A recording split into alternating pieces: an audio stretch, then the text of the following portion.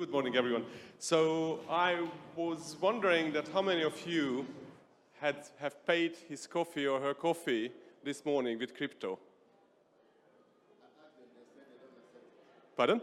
When I got there, I said, do you accept cryptos?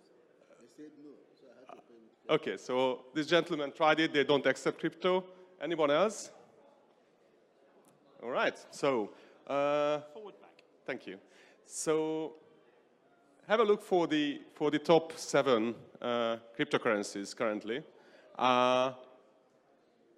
They have a huge market capitalization, but we are not using them for payments, right? We are not really paying for them. That's a great dream. Why is it?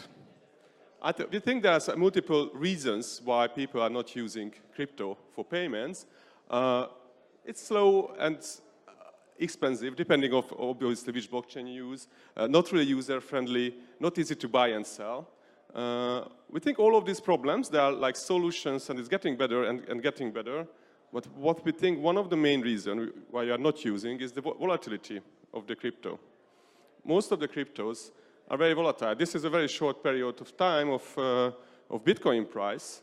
So if you want to use for payments, then let's say Alice sending some money to Bob, then the price changes. Even like in a day can jump up and down 50%. So Bob just says, why did you send only that? Or why you send more or less? So I think this is a significant issue. And why is it? There are multiple reasons, but most of the cryptocurrencies on the blockchain have like a non-flexible supply, whether it's rigid, so it's not changing, or it's increasing or decreasing in a very rigid way, like with an algorithm. So they have like asset-like attributes. They function as speculation or investment, which is fine. It could be good or bad investment, however, whatever you believe, but this causing volatility. This is in the DNA of this setup. So a little bit of theory. I don't want to scare anyone too much with economic details, but basically what is money and what are the functions of money? So this is like a very standard definition of money by economists. There are a few more functions, but these 3 are like an agreement. These are the 3 most important ones. Money has to be medium of exchange. What does it mean? Medium of exchange, basically you can buy goods or services. You can exchange goods or services on that. Unit of account, that's something what means you know how much your day rate, for instance, so you can account with your day rate, you can plan with that day rate or hourly rate, or you can do a business plan. Basically, an accountant can plan and design into the future, and store of value.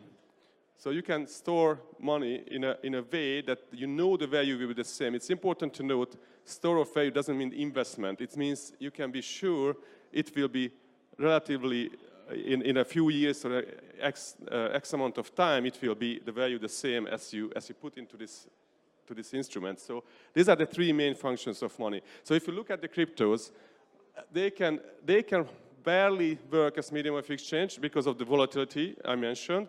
And obviously you cannot use as unit of accounts. Just think about, would you get a loan in Bitcoin?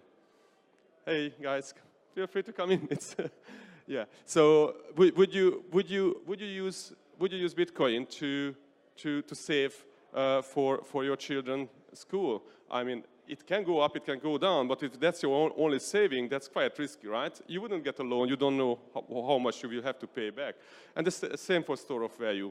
So that's why we think the holy grail of the cryptocurrencies is a stable currency which actually combines the advantages of crypto, because there are great benefits of the crypto and the technology, with the functions of money, of the fiat money. So once we have that, then it's something which is above states and institutions. So this picture is from Venezuela. I don't know how many of you knows what happened in Venezuela. Basically, the government just screwed up the whole budget and the economic policy, and they locked the private bank accounts of people. You weren't allowed to get out money just up to a certain limit from the bank accounts. So in certain countries, it can be like a real serious question, like advantage. I guess this picture is familiar for a lot of you. It cannot be taken, it cannot be stolen, it cannot be blocked by any external actors. So So also, it's much more efficient. So there are like big red crosses missing from this. I think it's an older version of PowerPoint, but basically, you don't need the old brick and mortar institutions. Once all this money is on the blockchain, you don't have all this extra bureaucracy, red tape around that. So it's much more efficient. It obviously gives you like a potential to instant worldwide transfers. I think you are all aware of that.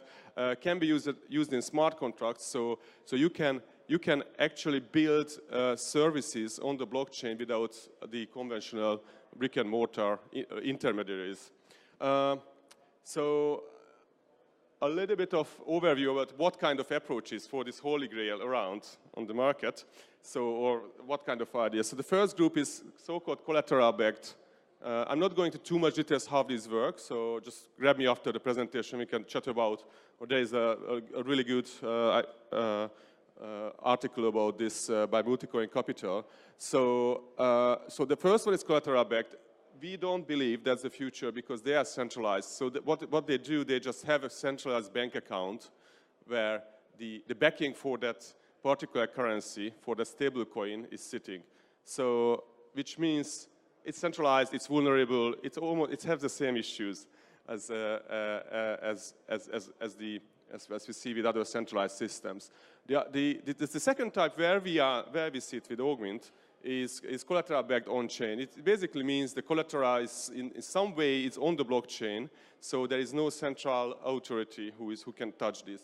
So that's where Augmint sits. So let's have a look a little bit of theory. I will be short, I promise, about that. So it's an interesting fact that roughly 85% of the MPs in the UK think that the state prints the money, the government prints the money, which is in fact, it's absolutely not true. What happens, modern money works as banks create the money when they issue loans.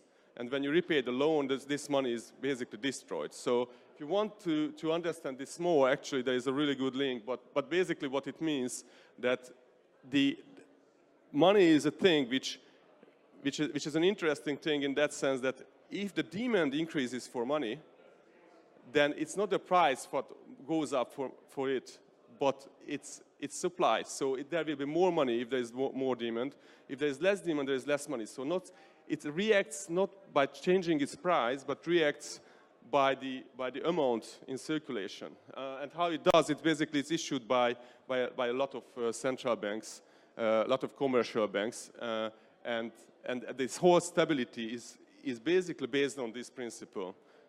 There's a lot more details on that, but this is how what we thought that, okay, do not reinvent the wheel. Let's apply what is working for hundreds of years, but do it better. Do it in the smart contracts, do it on this blockchain, and create smart contracts. Here these rules in a way that it actually gives back power to the people to control over money. So if you think about it, originally there was like private money. That's the history of money. There was private money, and then it became like became the fiat money, where we are now with the modern money. And what we are actually, our vision is create a money which is public money, right? Bye-bye. So some of the principles. So we have a manifesto. It's a very short one-pager, so you can check it on our website. We have some base rules. It's absolutely decentralized. We believe it can be done only decentralized and transparent way if we want to give back this power to the people. It's governed by the community. It's open governance. People can join anytime. Anytime, I mean, it's not for a small set of founders or early contributors who will control this thing.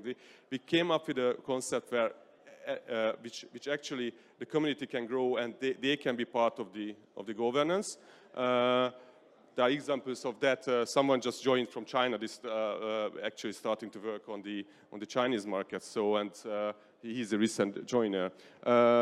Tokens are strictly created against value. There are rules about that, but these rules are in stone in the smart contracts. And also important, the earnings are distributed among the stakeholders. So it's a system which has to be able to live on its earnings. So that's That's how it goes. So basically, we start with a euro, which is going to target the price of the euro. So 1 euro will be always around 1 euro. It's targeted. You can always convert that. It's an ERC20 token. Basically, you can use it in any of your standard wallets. We have a decentralized exchange. We have multiple collateral type loans. If you know about tokenized assets on blockchain, which means you can represent whatever value or ownership on the blockchain by tokens. So if you have that, then you can transfer those ownerships on the blockchain. So think about representing Apple shares on the blockchain. So we will have an extendable, continuously expanding, growing type of collaterals for our loans. And obviously, we need fiat gateways. Someone needs to, until it's fully around the world, we need fiat gateways when you can convert back and forth. So we have partnership with these fiat gateways exchanges, basically. This is our roadmap on a high level. So what we are doing now is launching a small limited pilot, but with real money. It's like in a closed circle. If you're interested, get in touch. We can talk about how you can participate in this limited pilot. Then we are going to extended pilots. Obviously, it has to be tested. It's like real money. And then end of this year, beginning of next year, we are going to launch like public. We have a much more detailed roadmap on the website. What I wanted to emphasize, it's on the program that it's ICO stage. We are not going for ICO. We are self-funded. We are bootstrapped. We have some funding coming in, but we are not in an ICO stage, and maybe we won't even need an ICO. That's a question for the future. So get in touch if you are interested. We are looking for contributors. We are actively expanding the team, like in every area. So it's not only developers we are looking for. Any kind of contribution is more than welcome. Here are the addresses. Look for the Augmint t-shirts and get in touch. Thank you very much. Is there any question? Do we have time for questions? Or who is the MC? Yeah. Thank you very much. Do we have time for questions? Questions? Yeah, why not? We have a bit of time, don't we? Okay, let's take some questions from the audience for Peter Petrovics from Augmint. Who has a question? Yeah, maybe. Hi, thank you for the talk. I was just, can you maybe briefly explain what are the mechanics behind the proposal? How do you propose to stabilize a euro or a USD coin, for example, compared to something like Haven as a stable coin? Yeah, thanks. Is it on? Oh, yes, sorry. So the question was, you heard the questions because it was a microphone. So how do we plan to stabilize? So there are multiple levels of like how the stability is provided. It's worth to check the website as well. But the primary, as I mentioned, this market mechanics, how the amount in circulation is basically can be adjusted by the parameters of the loan. So if it's more compelling to get a loan, there is more money created because the money is created by loans. If it's less compelling to get a loan because the conditions are worse, then there is no new money created. But in the same time, it's destroyed because people are paying back. So when they paying back to get back their loans, right? So get back their collateral. So in that moment, it's actually destroyed by the system, the money. So think about that like there is a tap and there's a sink. So it's like if you close the tap, there's no money coming in, but money is actually destroyed because people won't get back their collateral, so the money is burnt. So the amount in circulation is basically like that. So the demand can be adjusted. So there are parameters of like how much is the interest for a loan, basically. That's the most basic parameter. If it's high, people are not getting loans. There is no new money created. But there's much more into that, but probably we can have a chat if you're interested in more details. Any other questions for Peter from Augmint? Yeah. Cool. Thank you very much. No? Okay. Thank you very much, Peter.